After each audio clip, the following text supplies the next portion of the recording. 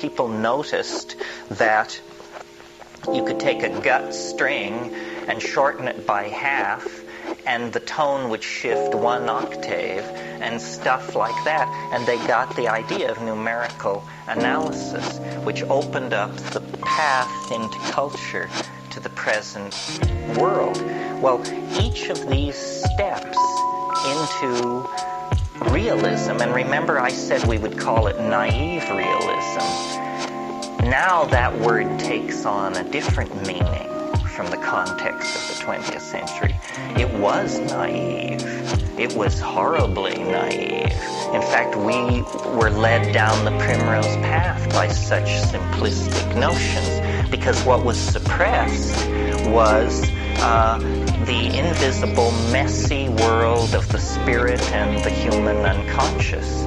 This is the great tension that illuminates Greek civilization.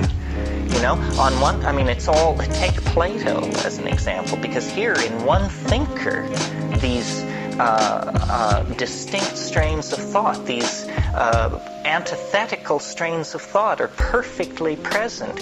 You have, an overarching realism, a drive to categorize and to arrange in rational relationships, and you have a thoroughgoing mysticism with roots back into the Minoan religion of Crete and back into Egypt and Africa.